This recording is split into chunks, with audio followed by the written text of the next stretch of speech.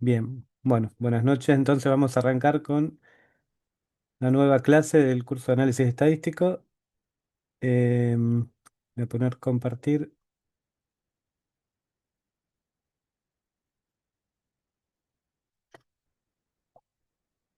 Voy a mostrar la página del campus como está actualmente. Entonces vemos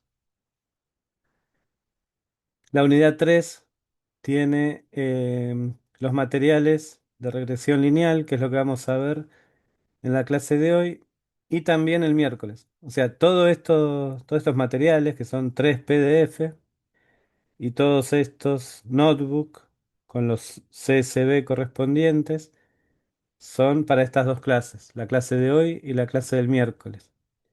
Así que no se asusten si que sea mucho. Em, Así que no sé si hoy llegaremos a mostrar dos de estos o veremos uno y medio, o lo que lleguemos. Em, Eso por un lado, esto ya lo tienen ustedes. Después tenemos actividades de la unidad 3. eh, Ejecutar, como siempre, la primera actividad es que ustedes de manera tranquila, digamos, en los tiempos que puedan, con los materiales que nosotros le pasamos, ir probando, tratar de entender los ejemplos, en este caso del 16 al 22, que son los que corresponden a esta unidad. Em, Y como actividad 3.2 responder un cuestionario que está relacionado con el ejemplo 21. Por eso probablemente hoy no lleguemos hasta el ejemplo 21. Esto, de todas maneras, el cuestionario se va a abrir recién el miércoles que viene. El, el cuestionario está acá. Dice cuestionario de la actividad 3.2. Entonces acá les dice, se abre el miércoles 20 de mayo a las 9 de la noche, cierra 30 de junio. Em, Ustedes acá, desde el momento que ingresan, acá les va a aparecer iniciar cuestionario. Una vez que ponen iniciar, ahí van a tener como tiempo límite 1 hora. Van a tener 8 preguntas. Cada pregunta vale un punto. Se aprueba con 5. Y van a tener 3 intentos. Entonces no están conformes en el primer intento, vuelven a intentar y eh, así. Em, este ejercicio en particular tiene que ver con un tema que es regresión no lineal, o una comparación entre regresión lineal y no lineal. Por eso no creo que lleguemos a verlo este tema hoy. Después lo comentaremos el miércoles que viene un poco más de detalle. Y algo que quedó pendiente, que no comentamos la semana pasada, es respecto de la unidad 2 que apareció dentro de las actividades de la unidad 2 que tenían lo mismo, ejecutar ejemplos resueltos en Python y ejemplos resueltos de manera analítica. Apareció una actividad 2.2 que es responder el cuestionario relacionado con test de hipótesis, que lo tienen acá, actividad 2.2, de la cual ya tienen el enunciado, pero bueno, este cuestionario se va a abrir en un ratito, así que no se distraigan por ahora, van a tener tiempo en resolverlo. Fíjense, hasta el 30 de junio. Ya sé que después empieza el mundial y se complica todo, pero traten de hacerlo antes. No dejen, hablando en serio, no dejen pasar mucho tiempo, porque después de este curso viene otro curso y ya como que era un test de hipótesis o qué. Entonces, cuanto antes lo hagan, los cuestionarios, y cuanto antes hagan lo que es el trabajo final, del cual también vamos a hablar el miércoles, mejor. Bien, entonces lo mismo, acá 3 intentos permitidos, a partir del momento que arranquen tienen 1 hora. Bien, em, entonces vamos a arrancar con el tema de hoy. Me equivoqué, era el anterior. No.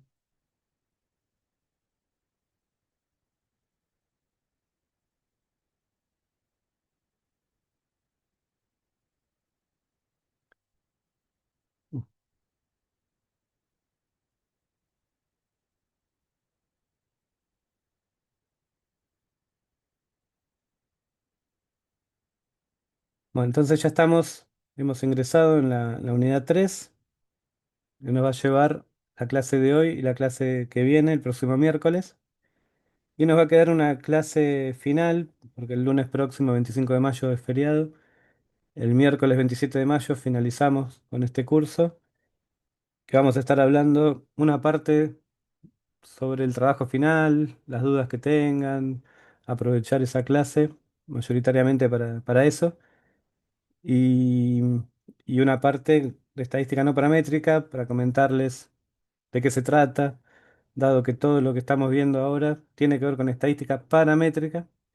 Bueno, por lo menos comentarle un par de test de dónde aplicar, no paramétrica, pero no nos va a llevar toda la clase.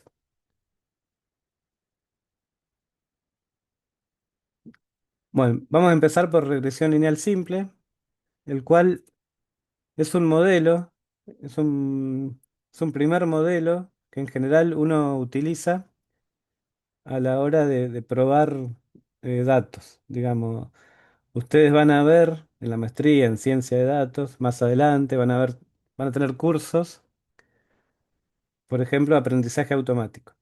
En aprendizaje automático les van a dar las pautas de los, cómo es el proceso del análisis de los datos, digamos. Una vez que uno tiene un dataset, normalmente el dataset no viene ordenado.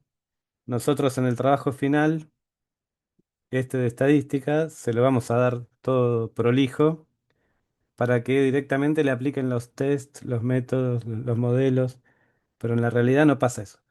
La realidad uno se encuentra con los datasets desordenados, con valores faltantes, con valores duplicados. Entonces hay que hacer toda una etapa de preprocesamiento, que esa lleva bastante tiempo hasta ordenar los datos. Porque también lo que puede pasar es que tengamos datos, no sé, por ejemplo, de variables química, fisicoquímica, que fueron medidas con sensores y, y unas son medidas cada 30 minutos, otras cada una hora, otras cada un minuto. Entonces tenemos un Excel con columnas, sí, pero con distintas medidas a diferente espacio de tiempo. Entonces, todo eso lleva a un proceso de ordenar, a ver qué hacemos. Em, o puede pasar que nos den los datos en 5 Excel diferentes y que tengan diferentes columnas, diferentes formatos. Bueno, entonces todo eso es lo que me refiero cuando hablo de los datos tan, no están ordenados. Y todo eso es lo que se conoce como limpieza de datos, preprocesamiento de datos. Hay que hacer un análisis gráfico de los datos, a ver qué, y análisis estadístico, que ahí viene toda la parte de estadística descriptiva que vimos antes. Todo eso previo a aplicar cualquier modelo. Ahora, una vez que ya tenemos los datos limpios, los datos ordenados, todo perfecto, como para poder aplicarle un modelo, que es lo que van a tener ustedes para el trabajo final, ya se lo vamos a pasar limpio, digamos, entre comillas. Una vez que tengamos ese dataset, ahí podemos empezar a aplicarle modelos. Y cuando hablamos de modelos, pueden ser desde modelos de inteligencia artificial, pero también anteriormente se aplicaban o se siguen aplicando modelos estadísticos, desde el punto de vista estadístico. Y ustedes van a ver muchos modelos, desde modelos más simples hasta más complejos, y quizás van a estar tentados en directamente aplicar modelos, por ejemplo, redes neuronales. Todos habrán escuchado hablar de redes neuronales artificiales. Bueno, a estos datos le voy a aplicar el modelo de redes neuronales artificiales y ver qué sale, qué obtengo. ¿Y por qué arrancar con redes neuronales? ¿Por qué un modelo tan complejo sin probar antes modelos más simples? Capaz que con un simple modelo de regresión, que ahora vamos a ver, lo podíamos em, modelizar bien, ajustar bien los datos, y no hacía falta tanto lío. Em, entonces, y además, estos modelos simples, digamos, como el modelo de regresión, em, sirven también como modelos de base, como modelos de referencia, para saber justamente si los modelos más complejos aportan, mejoran en algo. Entonces, los modelos de regresión, por más simples que sean, siguen siendo válidos, siguen siendo importantes, considerarlos, saberlos, conocerlos. Y bueno, acá en esta materia, análisis estadístico, lo vamos a ver principalmente desde el punto de vista estadístico, pero también se usa mucho como modelo base de referencia en modelos de inteligencia artificial. Así que algo también vamos a comentar sobre eso. Vamos a ir haciendo como una comparación. Em, entonces, un modelo de regresión lineal es un modelo lineal al que va a tener asociado un error de medición. Vamos a ver las propiedades de un estimador de mínimos cuadrados y esperanzas y varianzas estimadas de la pendiente y ordenada al origen. Y vamos a hacer un test de hipótesis, que es lo que vimos en la clase pasada, las clases pasadas, en este caso sobre la pendiente en un modelo de regresión lineal simple. Entonces, bueno, hay muchos problemas de la naturaleza o no que em, en los que dos variables se relacionan entre sí de cierta manera que permiten hacer un análisis de regresión. Cuando uno dice análisis de regresión, no necesariamente es un análisis de regresión lineal. Existe también el análisis de regresión no lineal, por ejemplo, polinómica, logarítmica, exponencial, etc. Depende siempre de la relación que tengan esas dos variables o más de dos variables. Entonces, acá vemos algunos gráficos de si tuviéramos estos puntos. Estos puntos son obtenidos a través de un experimento. Imagínense. Entonces nos dieron estos puntos. Yo, mediante un polinomio de interpolación, podría construir una curva, una función, digamos, justamente un polinomio, que pase exactamente por estos 7 puntos. Sabemos que por 2 puntos pasa una recta, por 3 puntos pasa una única parábola, y así siguiendo. Entonces por estos 7 puntos pasa un único polinomio de grado 6. Ahora, ¿me es útil tener esta información? Un polinomio de grado 6 sé que exactamente pasa por estos 6 puntos. Ahora, si yo quiero saber eh, cuál es el valor de un punto intermedio que no medí, que no tengo esa medición, va a ser, digamos, va a ser válido esto que entre estos dos puntos que está arriba me dé este pico o este pico. Esto es lo que me dice este polinomio de grado 6. Ahora, ¿hasta cuánto me sirve? ¿Qué validez tiene? Si yo lo que quiero saber es qué pasa en los lugares que no conozco, que no hice mediciones. Además, em, cuanto más grande es el polinomio, cuanto mayor es el grado del polinomio, más oscilaciones va a tener. Entonces, una mejor manera es, si nosotros observamos en estos 7 puntos que hay una tendencia creciente, una tendencia de que cuando una variable aumenta, la otra también aumenta, o sea, es una variable, una tendencia lineal con pendiente positiva, por ejemplo, podemos representarlo por una recta. Entonces, esto es mucho más eficiente que algo así, Aunque la recta, fíjense que no pasa por ninguno de los 6 puntos, de los 7 puntos. No pasa por ninguno de los 7 puntos que fueron medidos experimentalmente, pero me va a dar seguramente mejor información que esta que sí pasaba.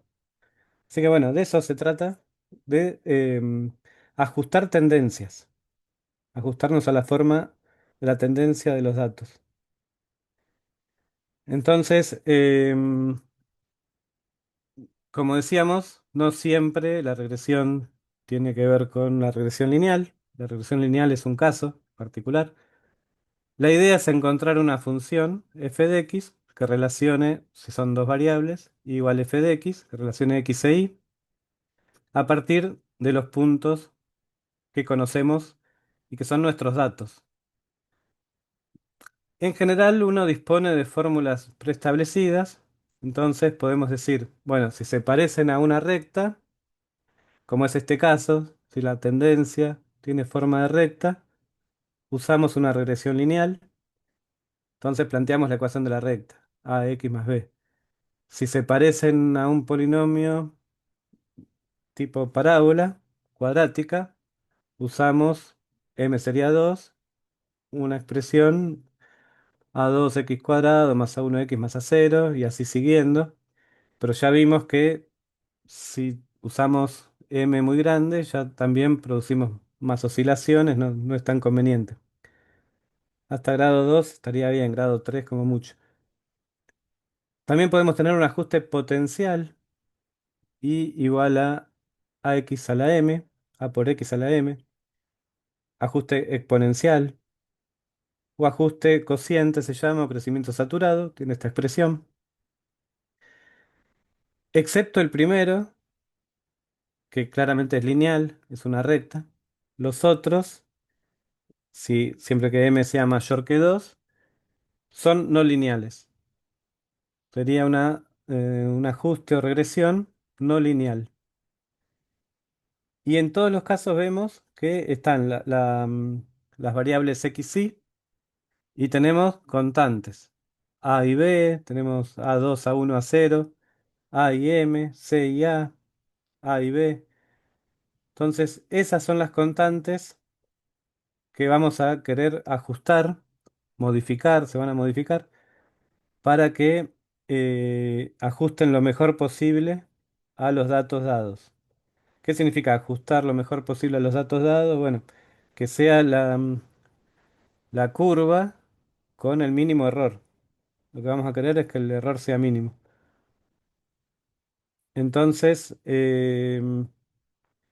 ¿por qué dice modelos determinísticos y probabilísticos? Vamos a verlo con un ejemplo.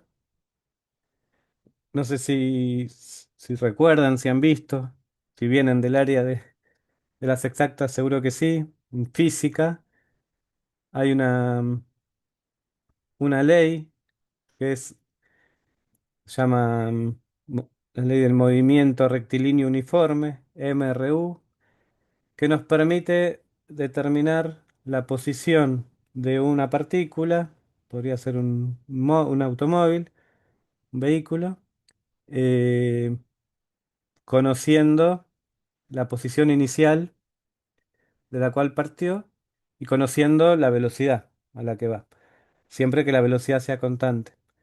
Entonces, un móvil que se mueve a velocidad constante, si partió de la posición inicial conocida, llamémosle beta cero, y se mueve a una velocidad constante conocida, llamémosle beta uno, si x es el tiempo, voy a poder conocer para cualquier instante de tiempo la posición final, que la voy a llamar y. Entonces, una expresión muy simple que tomamos de ejemplo, y es lineal. Esto claramente es una recta.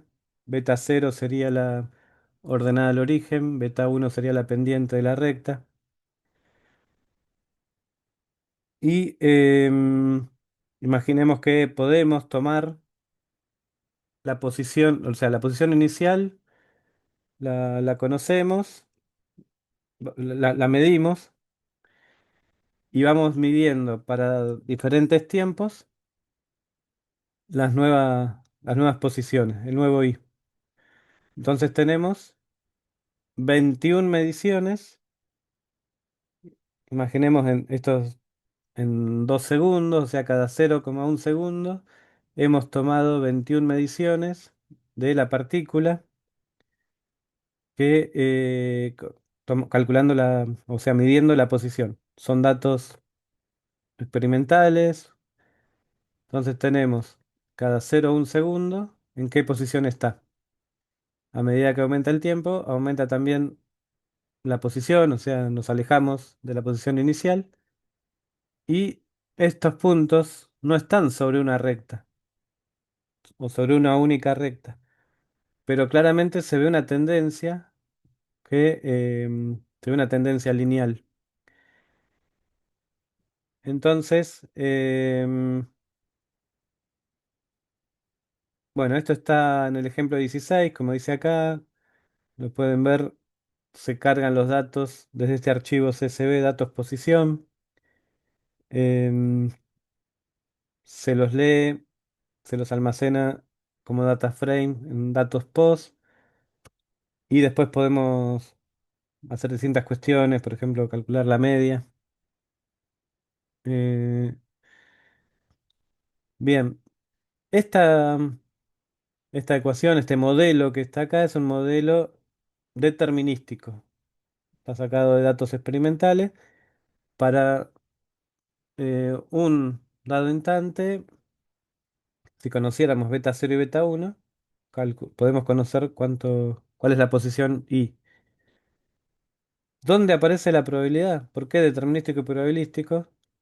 Porque Em, como decíamos, no todos los puntos caen exactamente en una recta, si bien el comportamiento es claramente lineal. Entonces existe un error de medición, que lo llamamos ruido aditivo, que lo podríamos pensar como una variable aleatoria. Entonces le agregamos a la ecuación anterior un error, un término llamado e, que es una variable aleatoria que tiene que ver con el error de medición. Y este error de medición es variable, no es siempre el mismo. Entonces, fíjense que la notación que estamos usando, como antes, todo lo que sea variable aleatoria está con mayúscula, lo que es una variable, digamos, determinística, em, está con minúscula. Entonces, ay,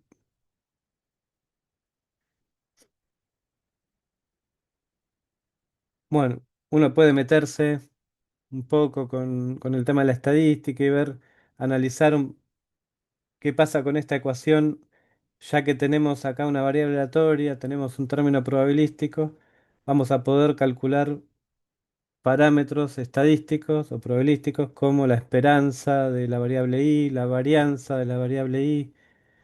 Entonces, acá alguna de esas expresiones, esto significa la esperanza de i habiendo ocurrido x o tal que x. eh, que no es otra cosa que la esperanza del término anterior, y aplicando propiedades cuando son constantes, cuando no es constante. Bueno, en definitiva nos quedan estas expresiones y la varianza de i tal que x nos queda igual a la varianza del error. En general suponemos que la esperanza del error es igual a cero y que la varianza del error es igual a una constante. En este caso, sigma cuadrado.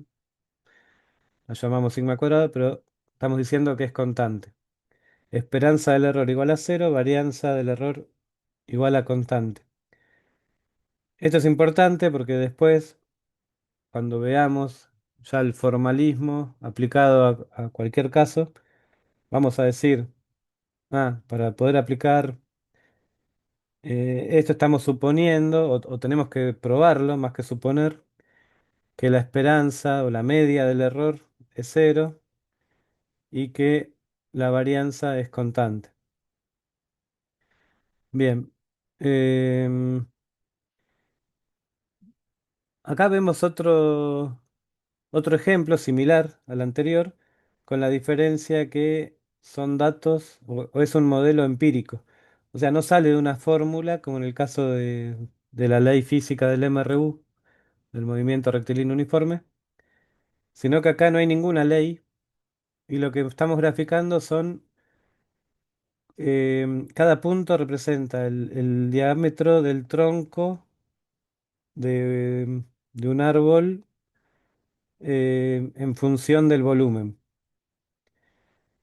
Árbol de guinda, acá no lo veía. Me acordaba que era un frutal, era un árbol de guinda. Eh, entonces tenemos que a medida que aumenta el diámetro del tronco, aumenta su volumen. Nuevamente, no hay una única recta que describa o que todos los puntos pasen por esa única recta, pero claramente se ve una tendencia lineal positiva, una tendencia fuerte, lineal positiva. Entonces vamos a poder representar todos estos puntos por el modelo de la recta AX más B o beta cero más X beta uno que vimos recién. Este tipo de diagramas, igual que el anterior, se llaman diagramas de dispersión y son muy útiles para justamente visualizar las correlaciones entre dos variables. Bien, entonces nosotros hasta acá tenemos esta ecuación, esta parte determinística, y lo que vamos a querer armar es, o elegir, em, qué recta es la que nos va a producir el mínimo error. Y en base a eso poder calcular el beta cero y el beta uno. Para ello vamos a usar el método de mínimos cuadrados, que a partir de esta ecuación 4 que tenemos, vamos a trazar una recta posible, esta recta roja, y vamos a considerar los errores de cada uno de los datos, cada uno de los puntos, a la recta roja.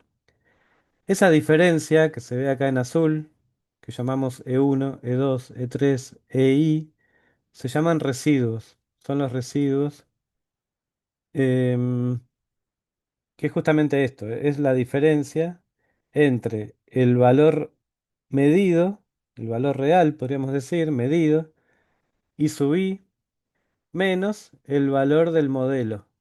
Beta cero más beta 1 xi es lo que me da el modelo, que es esta recta roja. Y los E sub i son los residuos que tengo para cada dato. Tengo un E sub 1, tengo un E sub 2, tengo un E sub i. En algún caso podrá ser cero, si el punto está sobre la recta. En algún caso el E sub i podrá ser positivo, porque el valor medido está por encima de la recta, como es el caso de E3. Y en algún otro caso podrá ser negativo, cuando el valor de la recta está por encima del valor medido, por ejemplo E1 o E2. Entonces, ¿cómo hacemos nuevamente la pregunta para calcular esta recta roja? Bueno, lo que vamos a hacer es, em, digamos, rápidamente o resumidamente, tenemos que encontrar una forma de minimizar la suma de los residuos. Queremos que si sumamos todos los residuos, esa función que nos da sumando todos los residuos nos dé mínima. Pero en realidad no vamos a sumar los residuos como tal, como están, porque como decíamos recién, algunos pueden ser con signo positivo, otros con signos negativos y puede llegar a cancelarse y no vamos a estar considerando el peor caso. Así que lo que vamos a hacer es sumar los residuos pero al cuadrado. Los elevamos al cuadrado y nos olvidamos del signo, cuál está por encima de cuál, y lo que vamos a hacer es sumarlos al cuadrado. Entonces por eso tenemos que L es una función que proponemos, L va a ser la sumatoria de igual a 1 hasta n de todos los residuos elevados al cuadrado. Ese es L, que escrito en función, los residuos en función de i sub i, que son los datos, menos la recta que proponemos elevados al cuadrado. Entonces lo que vamos a querer hacer es minimizar esta función L, pero L depende de beta cero y beta uno. O sea, las incógnitas son beta cero y beta uno. Y sub i y x sub i son los datos, son valores que ya tenemos. Beta cero y beta uno no los conocemos, son incógnitas. Entonces, L depende de beta cero y de beta uno. Entonces, en matemática, ¿cómo se optimiza una función? Hay que derivar e igualar a cero. En este caso son derivadas parciales porque em, depende de dos funciones. Entonces hay que derivar parcialmente respecto de beta cero, derivar parcialmente respecto de beta uno. Afortunadamente no nos metemos con ese tema. Directamente, una vez que derivamos e igualamos a cero, obtenemos los valores de beta cero y de beta uno, que son estos que están acá. Beta uno está escrito de manera simplificada, pero acá están explicados qué es cada el numerador y qué es el denominador. En este caso, SXX es el denominador de beta uno y SXY es el numerador. Si bien parecen cosas muy complicadas, esto medio que asusta, sumatoria de X menos otra sumatoria. En realidad, este SXX es la diferencia de cada dato, diferencia al cuadrado de cada dato menos la media de las coordenadas en X, de cada dato en X. Diferencia de cada dato en X menos la media, todo eso lo va al cuadrado y la suma.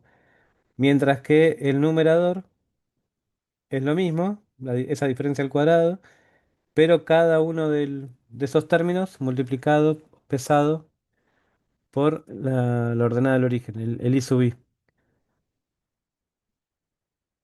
Bien, ese sería el beta uno y una vez que calculamos beta uno calculamos el beta cero que es la media de i menos el beta uno que ya fue el calculado por la media de x, la media de todos los datos. Fíjense que acá aparece un sombrerito, ese sombrerito es porque es un beta uno o un beta cero estimado, no son los verdaderos, es el estimado, digamos, es el que calculó, el que calculamos para estos datos, el que mejor va a aproximar o el que nos va a permitir trazar la recta, esta recta, que tenga el mínimo error, siendo que el error lo definimos de esta manera. Hay muchas formas de definir el error, esta es una de ellas, usando el error cuadrático medio. Em, bueno, de ahí el método mínimos cuadrados, es el método de los mínimos cuadrados. Y lo que vamos a calcular es beta uno y beta cero, la pendiente y la ordenada del origen. Bueno, como decíamos, a los SUV se los llama residuos. Em,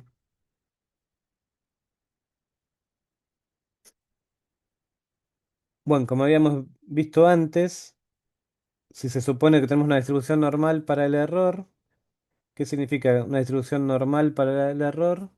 Que tenga media cero y varianza desconocida, constante. Lo importante es que sea constante, media cero y varianza constante, que era lo que habíamos dicho antes. Cuando hicimos acá el cálculo, vimos, no, más para acá, hablamos de que si aplicábamos conceptos estadísticos, llegábamos a que la esperanza, o que suponemos que la esperanza es cero y que la varianza es constante. Entonces nuevamente acá lo decimos. Si suponemos que tenemos una distribución normal con media cero y varianza constante, la vamos a poder estimar em, a partir de los errores cuadráticos, a la varianza. Entonces, bueno, hay formulerío, no quiero meterme demasiado en esto, pero llegamos a que la varianza la podemos estimar con esta expresión. SSE sobre n-2, siendo SSE es esto que está acá. Es la diferencia al cuadrado de I sub i menos, o sea, el I sub i medido, el dato medido en la coordenada en i, menos el dato calculado con el modelo. por eso está estimado. O sea, la diferencia entre lo medido y lo predicho por el modelo, o lo que nos da el modelo. Todas esas diferencias al cuadrado es este SC. Bueno, cuando hablamos de insesgado, estimador insesgado, un estimador es insesgado si la media o valor esperado de la distribución del estimador es igual al parámetro. Entonces, em, eso es, digamos, la definición de estimador insesgado.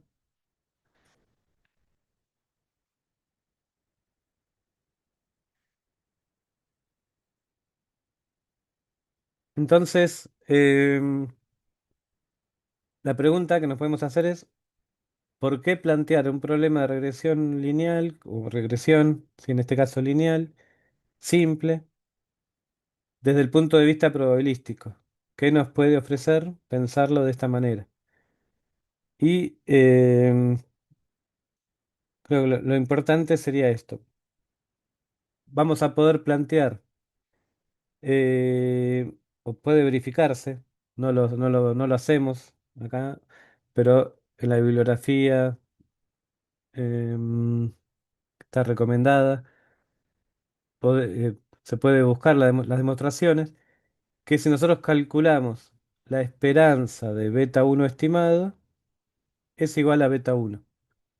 Y la esperanza del beta cero estimado es igual a beta cero. Quiere decir que son estimadores sin sesgados, como dijimos acá, la distribución, la definición. Y además, si calculamos la varianza de beta uno nos da esta expresión. Y si calculamos la varianza de beta cero nos da esta expresión. Y con ello, con estos cuatro, estas cuatro fórmulas, las cuatro igualdades, vamos a poder hacer bastante análisis, por ejemplo, test de hipótesis o calcular intervalos de confianza. Em, entonces, bueno, ¿qué nos puede ofrecer pensarlo como un problema probabilístico? Que vamos a estar en condiciones de plantear esto que les digo, calcular intervalos de confianza, resolver test de hipótesis, etc. Y recuerden, esta sería la ecuación 11, todo lo que está acá, después vamos a volver y a utilizarlas. Entonces, volviendo al ejemplo 16, em, donde tenemos, el ejemplo 16 era el de la partícula, tenemos estos puntos de la posición y el tiempo. Tiempo, posición, 21 muestras. Tranquilamente esto, el cálculo que vimos recién de estos coeficientes beta cero y beta uno lo podemos hacer con un Excel. Simplemente con un Excel lo podemos hacer, planteamos, agregamos columnas, x por y, x cuadrado, calculamos estos coeficientes x, s de xy, s de xx, calculamos beta uno, este era el numerador, el denominador, y nos da un beta uno estimado de 9,7 y un beta cero estimado de 5,58. Con lo cual nos dice que la mejor recta, o la recta que por el método de mínimos cuadrados mejor ajusta a estos 21 puntos, es esta que está acá, siendo 5,58 la ordenada del origen, 9,70 la pendiente. La pendiente positiva, claramente. Em, bien, esto está hecho con el Excel. Para que tengan una idea, usando las ecuaciones 5, 6, 7 que estaban más acá, estas ecuaciones. Bien, em, también lo podemos hacer usando software, en este caso Python. Y en el ejemplo 16 está hecho de, en primer lugar, de esta manera manual, porque lo estamos haciendo paso a paso, calculando SXX, calculando SXY, que este era el denominador y el numerador de beta uno. Entonces los calculamos. Esto es simplemente las expresiones que son esas ecuación 5 ecuación, en realidad eran la ecuación 6 la ecuación 7 esta que está acá y esta que está acá, meterlo manualmente en Python usando la librería NumPy, por eso dice np punto la suma de x al cuadrado menos la suma de xy al cuadrado dividido n, y así lo mismo con sxy, el beta 1 estimado es el cociente y el beta cero estimado es la fórmula que que vimos anteriormente. De esta manera tenemos que un beta cero estimado de 5,58, un beta 1 9,70. Lo mismo que nos dio el Excel. Así que bueno, hasta acá está todo bien. Em, con software también podemos calcular de esta manera, también manual, em, los parámetros SST, SSE que vimos antes, la varianza estimada, que eran en estas ecuaciones 9 y 10, la varianza estimada, que era SC sobre n-2, está acá, SC sobre n-2, y nos da que la varianza estimada em, para beta 0 es 0,418, para beta 1 es 0,357. Ojo, esta es la desviación estándar, no es la varianza, ya es la desviación estándar, por eso acá aparece SQRT, que es la raíz cuadrada de la varianza. Y acá dice desviación de beta 1, desviación de beta 0. O sea, son las desviaciones estándar del beta 0 estimado y del beta 1. Aparte tienen las unidades correspondientes a la variable original. Metro, metro, metro sobre segundo, metro sobre segundo. Son las desviaciones estándar. Bueno, también calculadas a mano. Em, hay que hacer esto siempre, calcular todas estas fórmulas que vimos recién. Es un plomazo tener que meter todo esto, esas ecuaciones, paso por paso. No, afortunadamente, para algo tenemos también librerías estadísticas. Entonces, eh, en Python tenemos la librería em, la librería stat models, y la función statmodels.ols.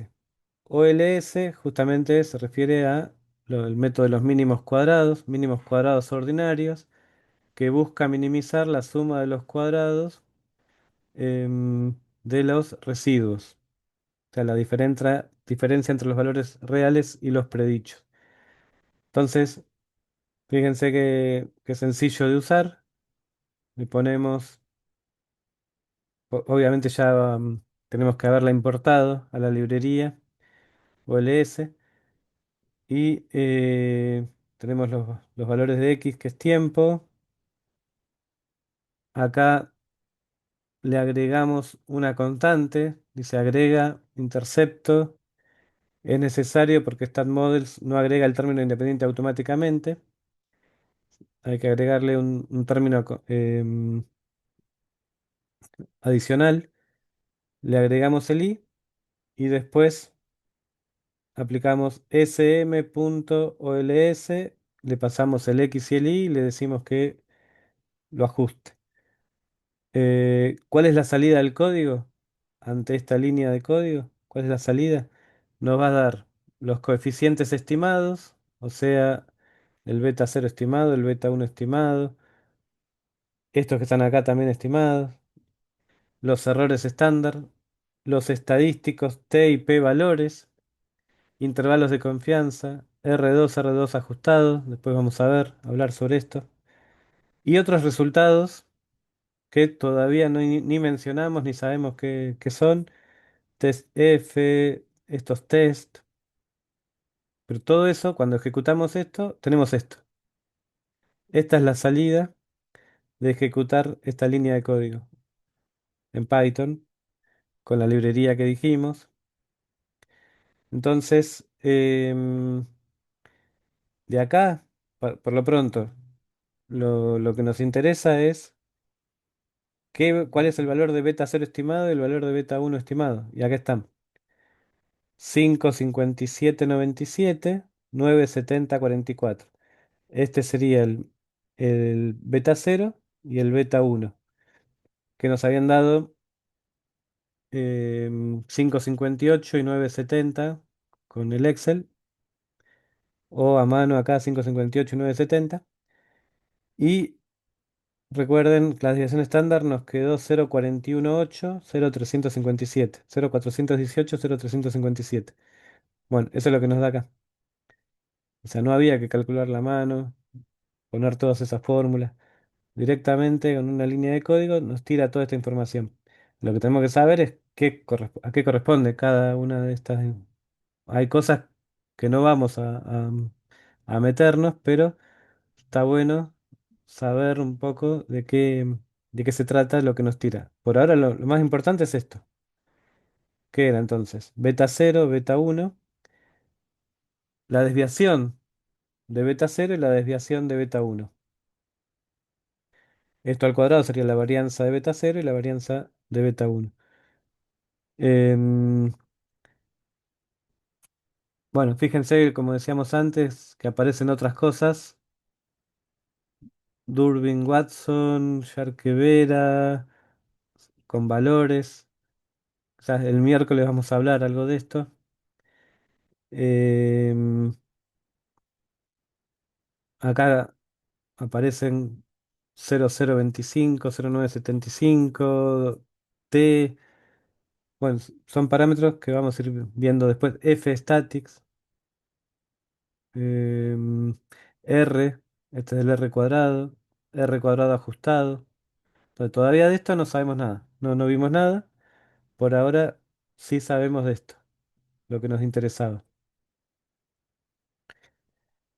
Bueno, dijimos hace un rato que los modelos de regresión lineal se usan como modelos de referencia, como un primer modelo base de los modelos de Machine Learning, de inteligencia artificial. Em,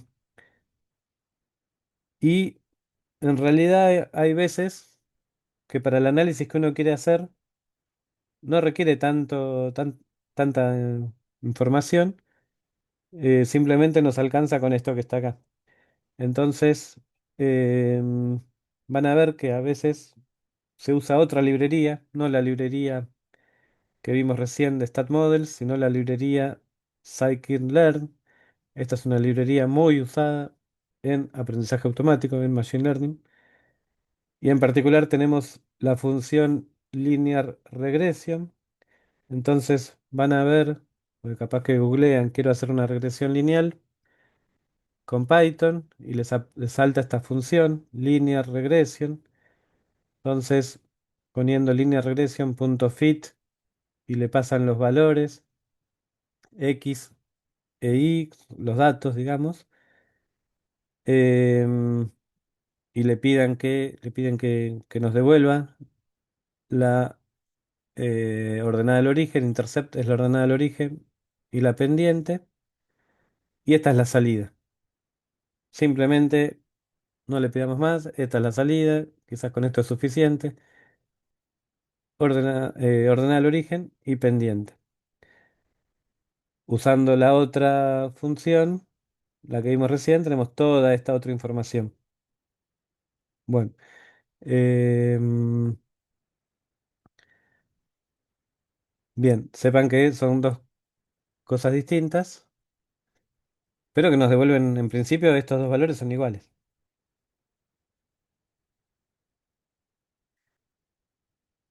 Bien, y ahora pasemos a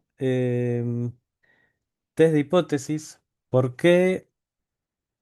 O sea, si ya lo vimos la semana pasada, test de hipótesis, cómo es el mecanismo, la forma sistemática de hacer un test de hipótesis, ¿por qué vuelve a aparecer acá un test de hipótesis?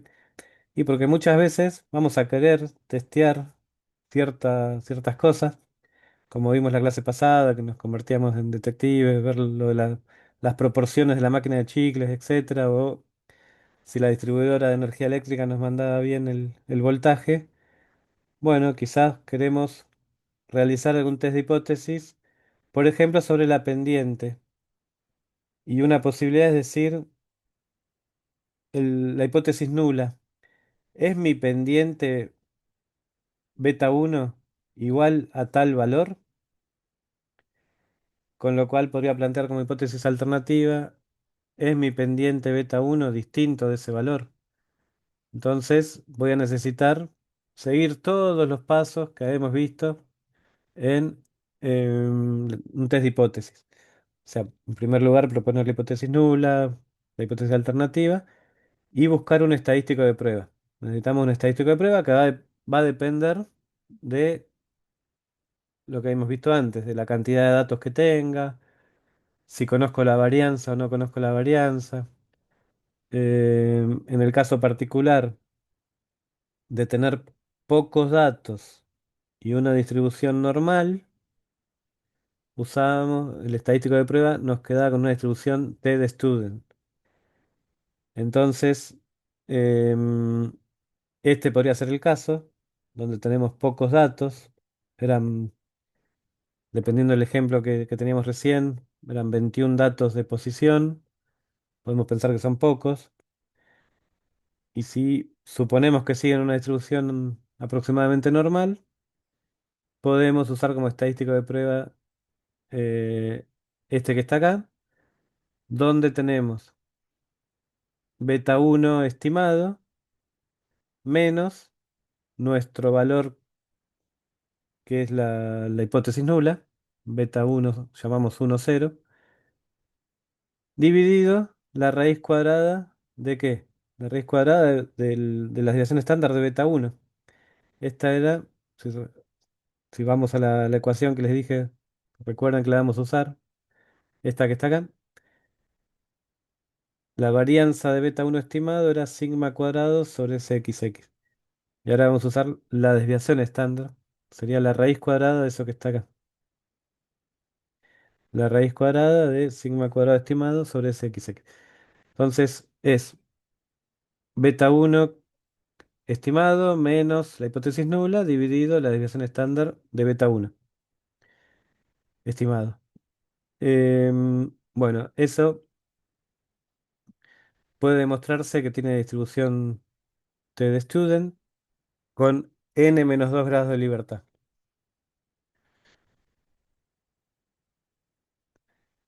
Entonces, eso es en general, uno lo podría plantear. ¿Y cuándo podría ser útil? ¿Qué les parece?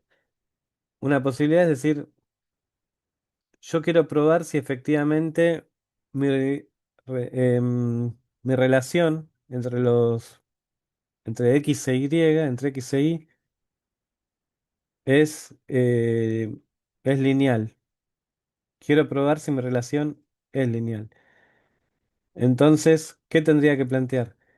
Que mi hipótesis nula, como hipótesis nula podría ser, por ejemplo, plantear que mi pendiente es igual a cero.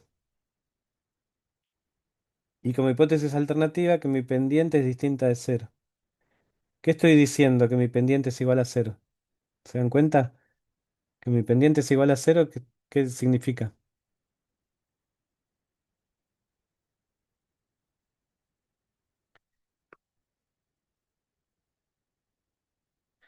Función constante. Claro, sí. Que no tiene pendiente, digamos, que es que es una función sin inclinación. Bien, ahí dicen que no es lineal. Bien. Em, una recta horizontal. Bien, una recta horizontal tiene pendiente cero. Entonces, yo puedo proponer como hipótesis nula que mi pendiente es cero. Si yo encuentro suficientes evidencias para aceptar la hipótesis nula, o para no rechazarla, que es lo mismo, em, voy a llegar a la conclusión de que no hay regresión lineal, no hay relación lineal, porque mi pendiente es cero. En cambio, si por el contrario encuentro suficientes evidencias para rechazar la hipótesis nula, voy a estar en el caso de la hipótesis alternativa, beta uno es distinto de cero, y entonces ya sé que hay una regresión lineal, por lo menos con una significancia del 5%, por ejemplo.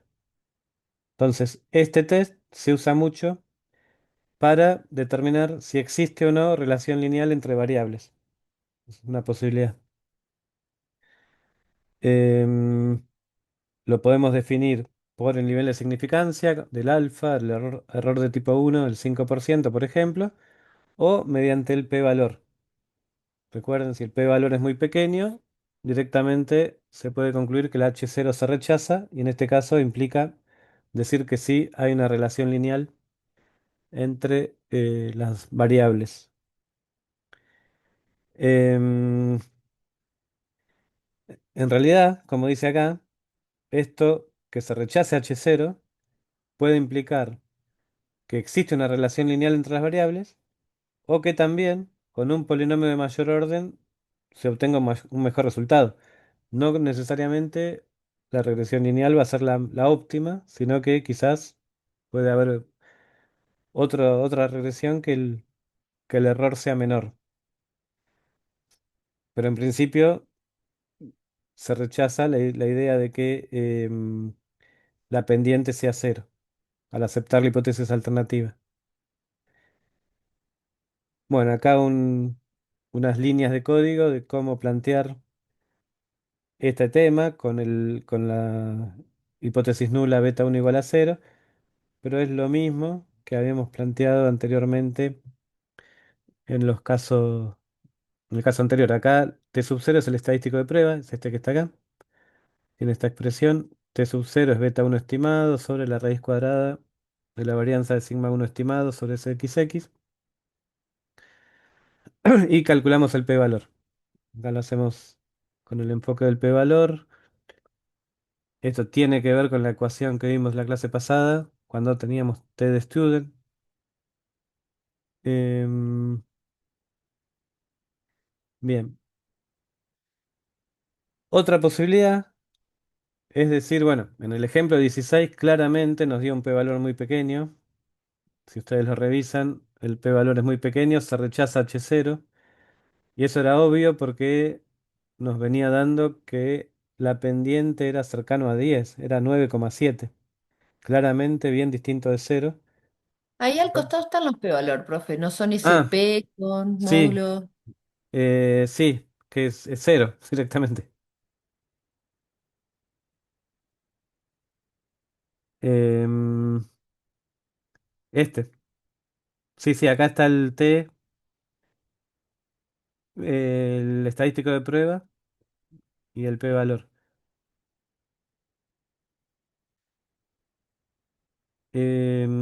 Bueno, claramente es muy pequeño, se rechaza la idea de que de la que pendiente sea cero. Ahora, otra test de hipótesis que podemos hacer, bueno, fíjense, interesante lo que decías recién. Otra cosa que nos devuelve esta función, sin que se lo pidamos, digamos, ya viene por defecto. Nosotros nos interesaba esto, pero también tenemos otra información. Em, venimos acá. Entonces, esta es una posibilidad y se usa mucho de plantear test de hipótesis, planteando la hipótesis nula, que la pendiente sea cero. Entonces, alternativa que sea distinto de cero. Otra posibilidad más, digamos, acorde al problema que estábamos viendo, al ejemplo que estábamos viendo, es decir, ¿puedo plantear que la hipótesis como hipótesis nula que la pendiente es igual a 10 o estoy muy lejos de eso? Me dio 9,7. ¿Puedo plantear que la pendiente es igual a 10 como hipótesis nula? ¿Tengo suficiente evidencia para decir esto? Y la hipótesis alternativa entonces que sea distinto de 10. Eh, beta uno que era, beta uno era la pendiente de la recta, pero a su vez era la velocidad de la partícula, que decíamos que era constante. Entonces, para el contexto del problema, ¿puedo pensar que la velocidad es de 10? Planteo nuevamente mi estadístico de prueba, pero acá en lugar de 0, me queda 10, entonces ya sería 9,7 menos 10 sobre es el número. tenemos acá beta uno menos 10. Calculamos nuevamente y nos da un p-valor no muy pequeño, sino por el contrario, muy grande, 0,418. Como es un valor muy grande, no lo vamos a rechazar. eh, no vamos a rechazar la hipótesis nula. Entonces, podemos decir, no hay suficiente evidencia para decir que la velocidad, para rechazar que la velocidad sea de 10 metros sobre segundo. Entonces, nada, cosas para que vean también que los test de hipótesis que vimos las clases pasadas, que aplicábamos sobre la media en distintas situaciones, sobre la varianza, sobre proporciones, diferencia de proporciones, también se puede aplicar sobre la pendiente en un modelo de regresión. Y una observación, que la pendiente sea cero no significa efectivamente que no haya relación lineal o que no haya relación entre las variables. Estos son dos casos diferentes en los cuales la pendiente es cero. Beta uno es cero en estos dos casos. Y en ambos casos se aceptaría la hipótesis nula que teníamos acá. Beta uno es igual a cero como hipótesis nula. Y en ambos casos nos daría que sí, que hay suficiente evidencia para aceptar la hipótesis nula. Sin embargo, son dos casos totalmente distintos. En el caso de la izquierda, directamente no hay ninguna relación entre ambas variables. Y en el caso de la derecha, sí hay relación, no lineal, pero sí hay relación. Así que los que comentaron en el chat, todos tenían razón. Alguien dijo que la recta era horizontal, otros decían que la relación era no lineal. Sería este caso. Hay una relación entre las variables no lineal y sin embargo la pendiente nos da cero. Em, bien, lo mismo que hicimos con la pendiente, podríamos hacerlo con la ordenada del origen, con beta cero. Quizás tienen menos, menos uso, habría que ver cuándo sería útil esto, pero en definitiva uno podría aplicar un test de hipótesis sobre la ordenada del origen del modelo lineal que está planteando. Podríamos pensar, como decíamos antes, así como dijimos que la pendiente sea cero implicaba que la recta sea horizontal o un modelo no lineal, podríamos pensar que la ordenada del origen sea igual a cero. Esto implica que pasa por el origen, que en el instante cero mi posición es cero o lo que sea el contexto del problema que planteemos, em, que nuestro modelo lineal corta el origen de coordenadas. Eso nos estaría diciendo proponer que H0, perdón, proponer como hipótesis nula que beta cero es cero. Entonces podríamos plantear que beta cero sea distinto de cero. O que corte al eje horizontal, perdón, vertical en otro valor determinado. En este caso el estadístico de prueba cambia, pero con la misma idea. Es beta cero estimado menos lo que proponemos como hipótesis nula sobre la desviación estándar del beta cero estimado, que tiene que ver con la ecuación que habíamos visto más temprano, esta que está acá. La ecuación 11 es la raíz cuadrada de esto, que no lo demostramos, pero bueno, crean, tiene esta expresión. Esa es el estadístico de prueba, esto que está acá. También tiene una distribución t-de-student con n-2 grados de libertad. Y bueno, acá no hay ejemplo. Entonces, conclusiones de la primera parte de este primer PDF. El modelo probabilístico de ruido aditivo nos permite realizar algunas cuentas útiles a la hora de encontrar buenos estimadores de los parámetros de un regresor lineal. Aprendimos a hacer un test de hipótesis sobre la pendiente, para lo cual tuvimos que suponer independencia y distribución normal del error.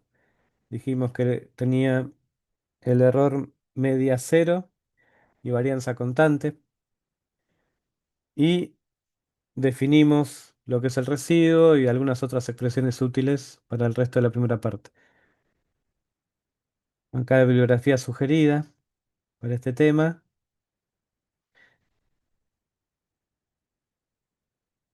Bien, les consulto. ¿Dudas de acá?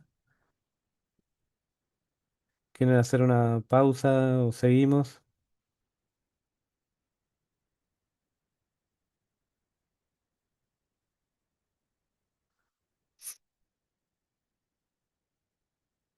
Mm, No estoy viendo. Una pequeña pausa. Voy a grabar, a cortar la grabación. Así hacemos en dos partes.